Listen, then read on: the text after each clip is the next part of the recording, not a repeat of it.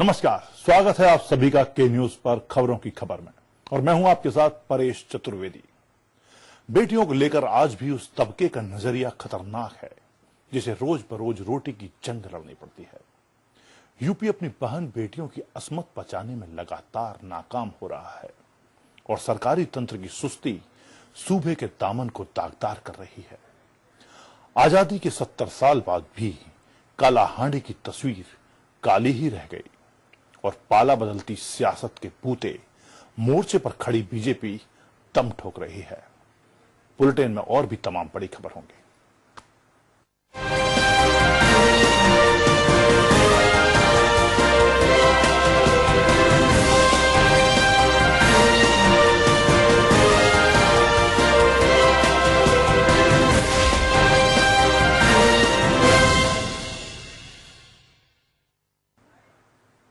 ओडिशा में पत्नी का शव कंधे पर डाले दाना माझी की तस्वीर अभी धुंधली भी नहीं हुई थी कि राज्य के बालासोर से एक और दर्दनाक मंजर सामने आया है।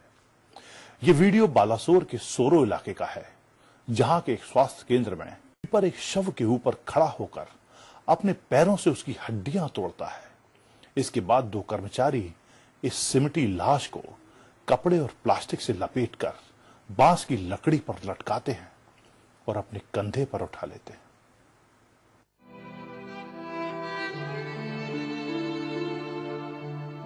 ये लाश 76 साल की विधवा सालामणि बारी की है, जिसकी बालासोर से 30 किलोमीटर दूर सोरो में ट्रेन की चपेट में आकर मौत हो गई। बारी की लाश को बालासोर तक लाने के लिए कोई एम्बुलेंस उपलब्ध नहीं थी। दरअसल सोरो में कोई अस्पताल है ही नहीं, सिर्फ एक सामाजिक स्वास्थ्य केंद्र है और लाश को पोस्टमार्टम के लिए ट्रेन से बालासोर तक लाना था। शव को स्टेशन तक ले जाने के लिए एक ऑटो करने के बारे में सोचा गया, लेकिन वो बहुत महंगा साबित हो रहा था। इसलिए कर्मचारियों से कहा गया कि वो पैदल ही लाश को स्टेशन तक लेकर जाएं। इससे पहले शव को पुलिस एक स्वास्थ्य केंद्र ले गई, जहां शव घंटों तक स्ट्रेचर पर पड़ा रहा। इससे शव बेहद सख्त हो गया। ऐसे में शव को आसानी से बांधा जा सके, इसलिए कर्मचारी ने अपने पैर से लाश के कूल्हे की हड्डी को तोड़ा और फिर गठरी बनाकर उसे 2 किलोमीटर दूर रेलवे स्टेशन तक ले गया। मृतका के बेटे ने बताया कि वो मेरी माँ को बुरे हाल में लेकर गए, मैं मजबूर था, मैं कुछ नहीं कर सका। इससे पहले कालाहांडी में एक आदिवासी को अपनी पत्नी के शव को अपने कंधे पर लेकर करीब 10 किलोमीटर तक चलना पड़ा। उसे अस्पताल से शव को घर लाने के लिए कोई वाहन नहीं मिला था। व्यक्ति के साथ उसकी 12 साल की बेटी भी थी। स्थानीय लोगों ने दाना माझी को अपनी पत्नी अमंग देई के शव को कंधे पर लादकर ले जाते हुए देखा। इन मामलों के सामने आने के बाद ओडिशा मानवाधिकार आयोग ने पुलिस और जिला प्रशासन से जवाब मांगा है, लेकिन सबसे बड़ी बात ये है कि राज्य और केंद्र सरकार जहां नेशनल एम्बुलेंस जैसी निशुल्क सुविधाएं लोगों को मुहैया कराने का दावा तो करती है, लेकिन ये दोनों वाक्य सरकार के दावों की पोल खोलने के लिए काफी है कि देश के कुछ हिस्सों में अभी भी स्वास्थ्य सेवाओं की स्थिति बहुत दयनीय है। स्पेशल डेस्क के न्यूज।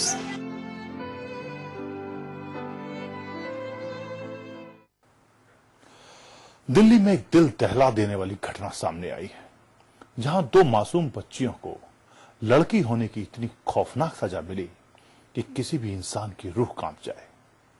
जन्म देने वाले माँ बाप ने इन्हें मरने के लिए छोड़ दिया था। बाप उन पर सितम ढाता रहा और माँ इकलौते बेटे को साथ लेकर कहीं चली गई।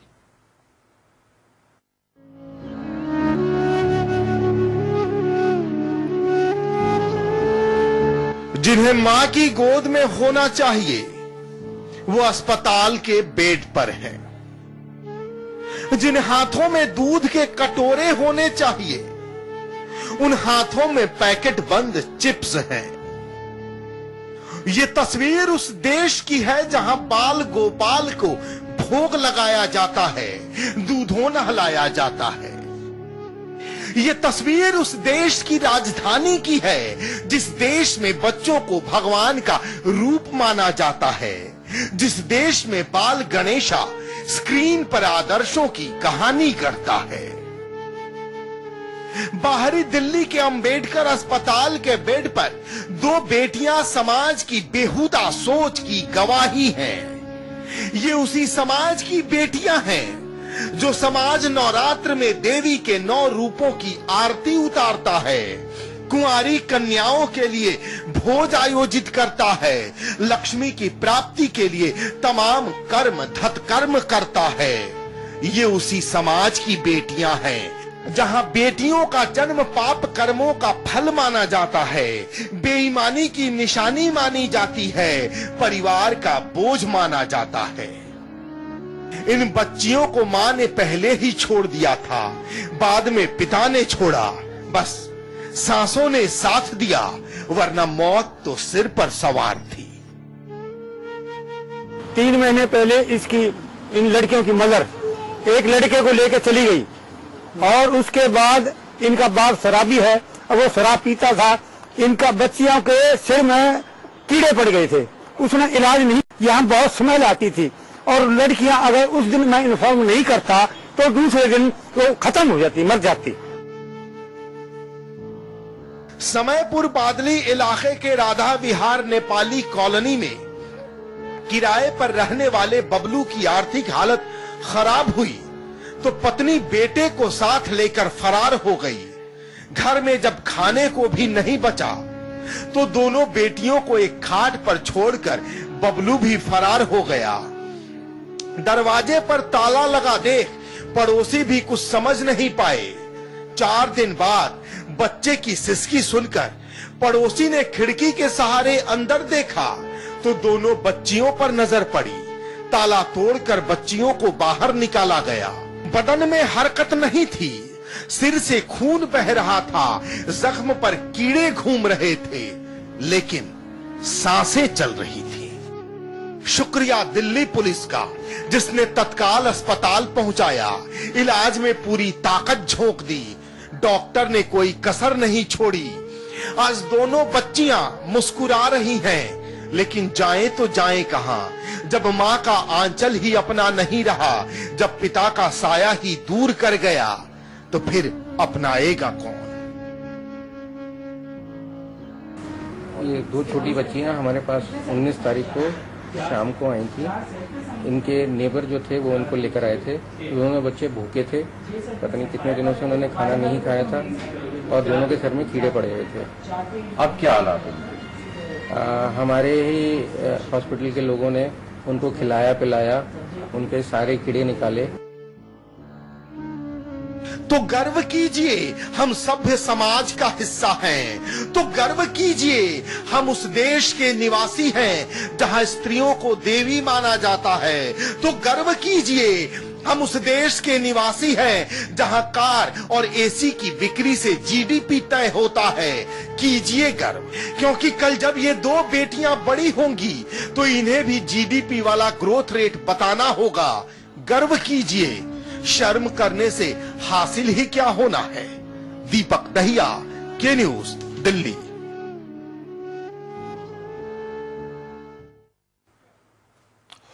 यूपी में मिशन 2017 विधानसभा चुनावों को देखते हुए बीजेपी ने जोड़ तोड़ की राजनीति शुरू कर दी है। एसपी, बीएसपी और कांग्रेस को तगड़ा झटका देते हुए कई बागी नेताओं को अपने पाले में कर लिया है। लेकिन सवाल यही है, क्या बाहरी नेताओं के सहारे बीजेपी की नैया पार लगेगी? यूपी विधानसभा चुनाव से पहले एक बार फिर शुरू हुई जोड़ तोड़ की राजनीति। बीजेपी ने कांग्रेस, सपा और बीएसपी को दिया झटका। कई बागी नेताओं को बीजेपी में कराया शामिल। क्या बाहरी नेताओं को सहारे बीजेपी की नैया लगेगी पार?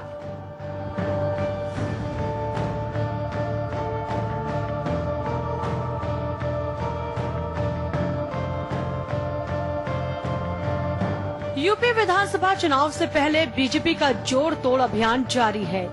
कांग्रेस, सपा और बीएसपी को तगड़ा झटका देते हुए बीजेपी ने एक बार फिर से बाजी मारी है।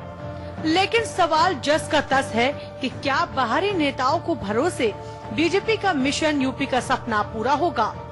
कहीं दिल्ली वाला हाल यूपी में भी ना हो जाए, क्योंकि दिल्ली और बिहार के चुनाव में भी बीजेपी ने स्थानीय नेताओं को तवज्जो नहीं दिया था, लिहाजा बीजेपी को हार का सामना करना पड़ा। यूपी बीजेपी धीरे धीरे नेताओं का डंपिंग ग्राउंड बनती जा रही है। दूसरे दलों के असंतुष्ट और विद्रोही नेता बीजेपी में लगातार शामिल हो रहे हैं। कई वर्तमान पूर्व विधायकों ने अपने सैकड़ों साथियों के साथ भाजपा का दामन थामा, तो वहीं समाज सेवी भी कमल को हाथ में लेते हुए नजर आए। भाजपा के प्रदेश कार्यालय में कांग्रेस के सहारनपुर के गंगोह विधानसभा सीट से वर्तमान विधायक प्रदीप चौधरी, कांग्रेस के रायबरेली की हरचंदपुर सीट से पूर्व विधायक शिव गणेश लोधी, बांदा की तिंदवारी सीट से सपा प्रत्याशी रामकरण सिंह, बुंदेल बसपा कोऑर्डिनेटर हरगोविंद कुशवाहा और बलरामपुर से समाज सेवी अनुराग यादव ने आज भाजपा का दामन थाम लिया। इस मौके पर अनुराग यादव ने कहा कि भ्रष्टाचार और गुंडागर्दी को जड़ से उखाड़ फेंकने के लिए जनता से राय लेने के बाद उन्होंने बीजेपी में कदम रखा है। तो प्रदेश सरकार के बारे में आप लोग देख ही रहे हैं, यहाँ लॉ एंड ऑर्डर ध्वस्त है और पर्टिकुलर कुछ ही लोगों की सुनी जा रही है, चाहे वो अवैध कब्जे से लेकर के हो या हत्या, लूट, डकैती, बलात्कार। इससे पूरी तरह से जनता त्रस्त हो चुकी है।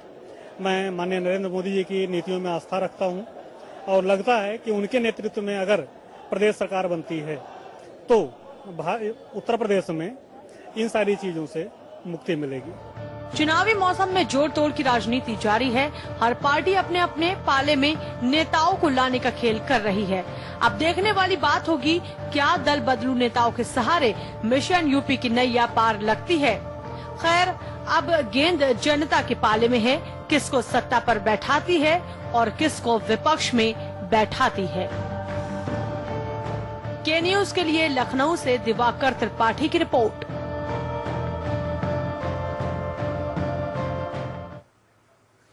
बुलंदशहर गैंगरेप की घटना को अभी लोग भूल भी नहीं पाए हैं कि कानपुर में दिल दहला देने वाली घटना ने शासन प्रशासन को हिला कर रख दिया है।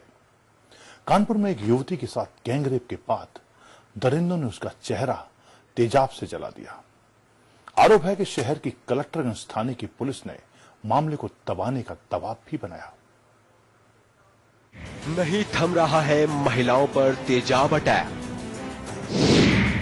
महिलाओं में दहशतगर्दी का आलम, सरेआम धड़ल्ले से बिक रहा है तेजाब। सुप्रीम कोर्ट के आदेश की हो रही है अवहेलना। आखिर क्या कर रहे हैं जिम्मेदार?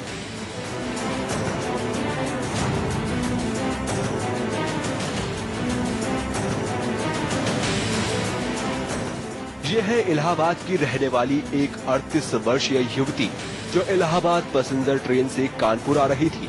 पता चला है कि रास्ते में 3 लड़के उसके साथ छेड़छाड़ करने लगे। ट्रेन के सेंट्रल स्टेशन पहुंचने पर तीनों लड़के उसे सुनसान एरिया में ले गए। तीनों ने युवती के साथ गैंगरेप किया और उसके बाद चेहरा तेजाब से जला दिया। उधर दर्द से तड़प रही महिला शिकायत लेकर कलेक्टरगंज थाने पहुंची तो सिपाहियों ने मानवता को शर्मसार करते हुए उसे स्टेशन परिसर पर छोड़ दिया।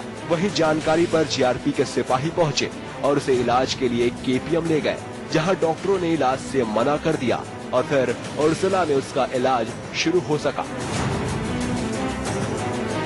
युवती पर एसिड अटैक का मामला वाकई संगीन है, लेकिन सवाल इस बात का है कि पुलिस जिसे महिलाओं की सुरक्षा करनी चाहिए वो संवेदनहीन हो गई है। ऐसे में महिलाओं की सुरक्षा कैसे होगी, यह कह पाना कठिन है। कोई केमिकल चेहरे पे डाला गया है, बाकी तो अभी फिर हमने भर्ती कर दिया, सर्जन लोग देखेंगे, एक्सपर्ट ओपिनियन देंगे। ये वो तो उसका जो कंसंट्रेशन है वो यहाँ से नहीं पता चल सकता है, से है। ज्यादा देर तक स्टे करेगा, ज्यादा इंजरी देगा, कम देर तक दोबारा तो समस्या ये ना कि जल्दी से गिर गया तुरंत धुल जाएगा। हाँ, आँख पे वो सर्जन को डायरेक्टर को भेजा जाएगा, वो देखेंगे, उसके बारे में वही अंदर क्या है, स्वेलिंग वगैरह थोड़ी सी जो है। युवती पर एसिड अटैक का मामला जांच का विषय है। आरोपी कौन है, इसके लिए स्टेशन पर लगे सीसीटीवी कैमरे देखे जा रहे हैं। पीड़ित युवती के होश में आने के बाद कई रहस्य उजागर हो सकते हैं। प्राथमिक तौर पर एसिड अटैक लग रहा है, जिसको इलाज के लिए तत्काल यहाँ पर भेजा गया है और यहाँ पर इसकी अच्छी उपचार प्रक्रिया चल रही है और ये महिला स्वस्थ होती है तो इसका वीडियोग्राफी कराई जाएगी, बयान लिया जाएगा। और अब ये इसके बारे में मुझे कोई विवरण नहीं, संज्ञान नहीं, ये जानकारी में नहीं है। महिला कोई बयान देने की स्थिति में नहीं, आप लोगों के सामने है और जब वो जो बयान देगी उसका वीडियोग्राफी कराया जाएगा, उसके अनुसार कठोर कार्रवाई।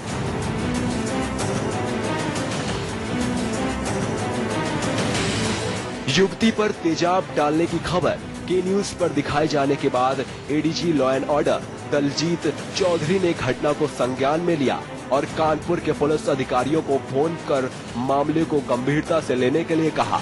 उसके बाद कानपुर के एसपी पूर्वी अस्पताल पहुंचे और युवती से पूछताछ की, खानापूर्ति करके लौट गए। सबसे अहम बात तो ये है कि घटना के कई घंटे बीत जाने की आखिर मामले की रिपोर्ट क्यों दर्ज नहीं की जा सकी। जांच के नाम पर पुलिस अपनी जिम्मेदारी से क्यों बच रही है। कानपुर से के न्यूज के लिए रामजी शर्मा की रिपोर्ट।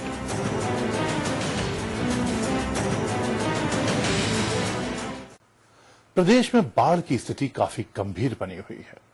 हर तरफ कोहराम मचा हुआ है और कई गांवों में जल समाधि जैसा नजारा दिख रहा है। ऐसी स्थिति से निपटने के लिए सरकार पुरजोर कोशिश में लगी हुई है। यूपी में बाढ़ से उफनाई नदियों का कहर जारी है। गंगा, यमुना, राप्ती और केन नदियों ने प्रदेश के कई जिलों में कोहराम मचा रखा है। अब तक प्रदेश के सैकड़ों गांव बाढ़ के पानी से जलमग्न हो गए हैं। दर्जनों गांव उफनाती नदी में समा चुके हैं। इलाहाबाद में गंगा और यमुना नदी खतरे के निशान से महज कुछ दूरी पर है, जबकि वाराणसी में गंगा खतरे के निशान से सिर्फ 32 सेंटीमीटर नीचे बह रही है। बांदा में केन नदी खतरे के निशान पर है और यहाँ पर अब तक 59 लोगों की मौत हो चुकी है। आइए पहले आपको ग्राफिक्स के जरिए दिखाते हैं कि प्रदेश के कौन कौन से जिले इस वक्त बाढ़ की चपेट में हैं। बाराबंकी, लखीमपुर खीरी, सीतापुर, ललितपुर, गोंडा, बांदा, फैजाबाद, रामपुर, बहराइच, बलरामपुर, बदायूं, कुशीनगर, बस्ती, अंबेडकर नगर, आजमगढ़, महाराजगंज, श्रावस्ती, सिद्धार्थनगर, गोरखपुर, पीलीभीत, हमीरपुर, चित्रकूट, इलाहाबाद, वाराणसी और बलिया। आइए अब आपको ग्राफिक्स के जरिए बताते हैं कि सरकार ने बाढ़ से बचाव के लिए क्या क्या इंतजाम किए हैं। बाढ़ से निपटने के लिए पूरे प्रदेश में 910 चौकियां बनाई गई हैं। बाढ़ से निपटने के लिए 980 राहत शिविर बनाए गए हैं। बाढ़ से निपटने के लिए 382 राहत शिविर बनाए गए हैं, जिनमें हजारों लोग रह रहे हैं। बचाव के लिए 5430 नाव और 105 मोटर बोट लगाई गई हैं। 537 मेडिकल टीम स्वास्थ्य विभाग के लिए लगाई गई हैं। समीक्षा बैठक में अधिकारियों ने ये पूरा ब्यौरा सिंचाई मंत्री को दिया। साथ ही साथ सिंचाई मंत्री शिवपाल यादव ने बाढ़ के लिए की गई तैयारियों के लिए अधिकारियों के साथ बचाव और राहत कार्य सहित अन्य निर्देश भी दिए। सबको सुरक्षित स्थानों पर हम सभी जिले के अधिकारी लगा दिए गए हैं और कमिश्नर को भी आदेश दे दिया गया है कि वो भी निरीक्षण करते रहें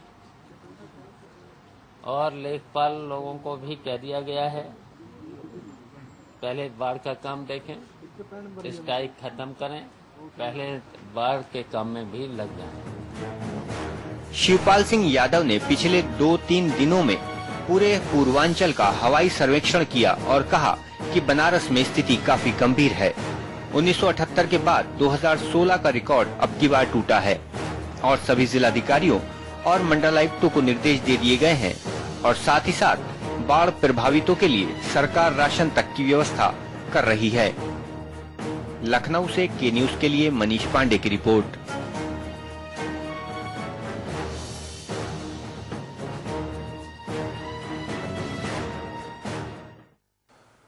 यूपी पुलिस पर अक्सर सवाल उठता रहता है, फिर चाहे बढ़ते अपराध का मामला हो या फिर खाकी के कहर का, लेकिन इसका जरा सा भी असर पुलिस पर नहीं पड़ता। ताजा मामला देवरिया का है। एक तरफ अपराधी मस्त हैं तो दूसरी तरफ साहब बार बालाओं के साथ ठुमके लगा रहे हैं।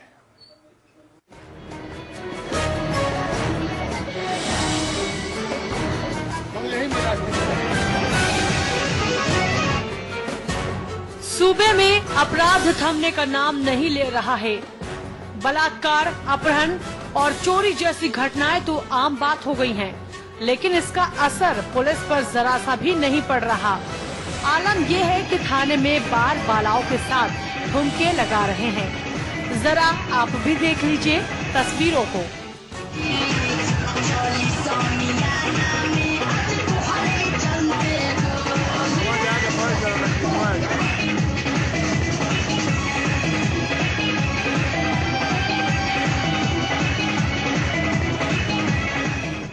जहां समूचा देश कृष्ण जन्माष्टमी का पर्व पर भगवान श्री कृष्ण का जन्मोत्सव मना रहा था, वहीं देवरिया जिले के भटनी थाना परिसर में बार बालाएं ठुमके लगा रही थीं, जिसमें ड्यूटी पर तैनात थाना प्रभारी Parmanand Yadav, head constable Ramesh Singh, constable Brajesh Kumar Rai stage पर बार बालाओं के साथ डांस करा रहे थे।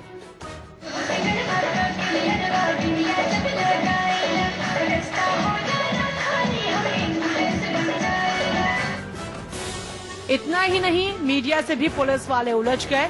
जब आला अधिकारियों को मीडिया ने इसकी सूचना दी तो थाना प्रभारी को निलंबित कर दिया गया और जांच के आदेश दे दिए गए।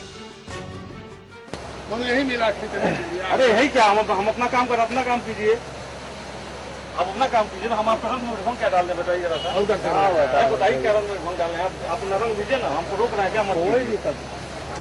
देख लीजिए साहब, ये है यूपी पुलिस। एक तरफ अपराधी मस्ती में तो दूसरी तरफ पुलिस महकमा बार बालाओं के साथ ठुमके लगा रहा है। चुनावी मौसम में कहीं ये ठुमका महंगा न पड़ जाए। के न्यूज के लिए देवरिया से रामाश्रय त्रिपाठी की रिपोर्ट।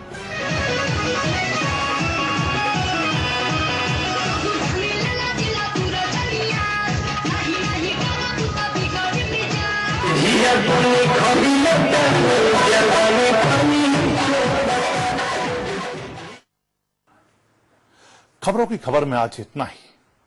के न्यूज पर खबरों का सिलसिला जारी है। नमस्कार।